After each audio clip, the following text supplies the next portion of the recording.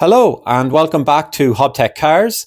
Today I'm going to be doing a quick guide on changing the coolant on a Toyota MR2 MK3, also known as a Toyota MRS and also known as a Toyota MR2 Spyder. This guide is intended for the 1ZZ FE engine, the 1.8 petrol. If you have swapped in a 2ZZ, this guide should also work for you too as well. So let's get stuck into it. So the first thing you want to do is open up the bonnet and remove these plastics. You should have something that looks like this. Today we're going to be using G12 coolant. It's a red coolant. You can also use Toyota's genuine long life red coolant, but just make sure that it is rated G12. The 1ZZ engine has aluminium pipes within it, and if you don't use this type of coolant, you will damage those pipes. The manual says that you need 11 litres of coolant. I only needed 9 for this job. So with the trunk plastics removed, you're going to want to open up this bleed valve here in the front. And then you're going to take that hose, straighten it out and wrap it around the bonnet of the car. Just make sure that the end of it is higher than the engine of the car. There's also a bleed valve on the radiator as well. Make sure to open that one up.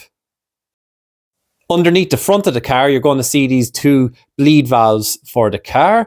Just open them up with an 11mm socket and the car should bleed quite rapidly. So make sure you have a bucket on hand. So this is me just opening up those bleed valves on the MR2. They might be a bit stiff, so I recommend using some WD-40 to loosen them up. If they're still a bit tight, it's no harm to just put a blowtorch on them to loosen them up. With all of that done, your car is going to lose between 9 and 11 litres of coolant. So make sure to have plenty of buckets on hand and probably an extra pair of hands to help you out. Swapping buckets is useful. Eventually the flow of coolant will slow down. You can jack the front of the car to try and remove more coolant at this point, and then swap around to jack the back and do the exact same thing. Then remember to close off the bleed valves that you opened on the radiator and this one on the front of the car as well.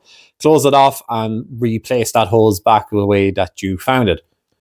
This goes without saying, but also make sure you have retightened the two bleed valves under the car as well.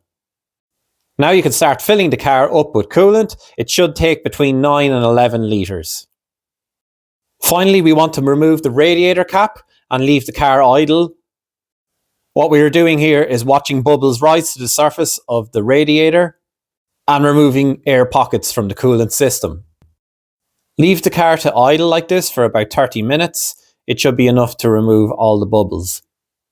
I also recommend jacking up the front of the car as this aids in the bubble removal.